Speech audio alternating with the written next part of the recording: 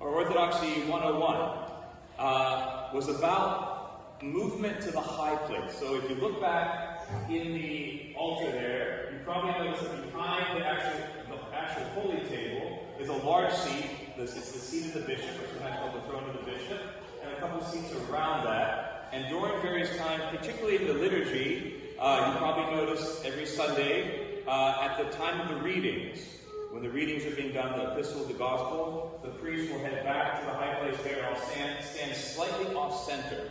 That also happens in the middle of Vespers, at the time when normally there would be Old Testament readings, or at least the chanting of the psalm verse. And people have asked me, like, what does that mean?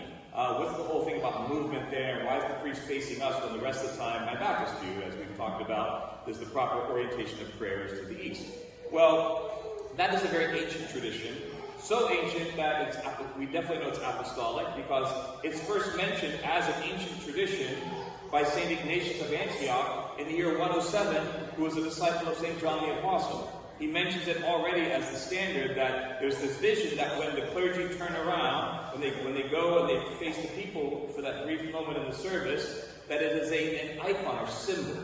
So the bishop standing in the middle, St. Ignatius says, becomes an image of Christ in our midst, because every bishop in that moment is temporarily symbolizing Christ, like an icon of him. And his presbyters or priests around him to the left and right symbolize the 12 apostles gathered around Christ at the mystical supper, or Last Supper. And so that's the image there. Going back to that point there is imaging what St. Ignatius is talking about very briefly. The same thing when a priest turns around and gives a blessing of the bishop. In that moment, we are conveying the blessing of Christ. That's why we make the blessing with the sign of our hands spelling out Jesus Christ in Greek, because we're giving Christ's blessing on his behalf, since he's invisibly present here with us.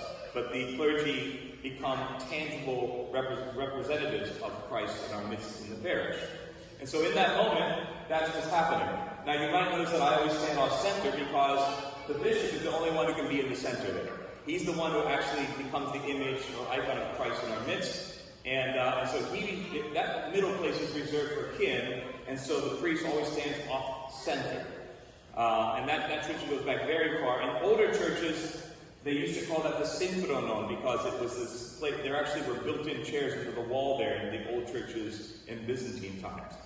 Now, if you've gone to a Greek church, you don't see that. They actually lost that in the last couple hundred years, because during the Turkish period, the bishop basically, since they lost they used to have a seat on the side that was for the local, either for the king or the local governor who represents the king when he comes and visits a parish.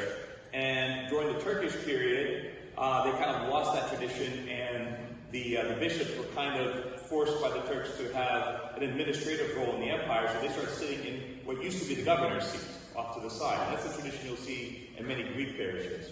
But technically speaking, the older tradition is if you go to the high place in the back, it's in all the old service books going back to the early Byzantine period, because it has that symbolism in that moment of showing us kind of the Last Supper and this icon of the bishop and the clergy around him at the high place there behind the table.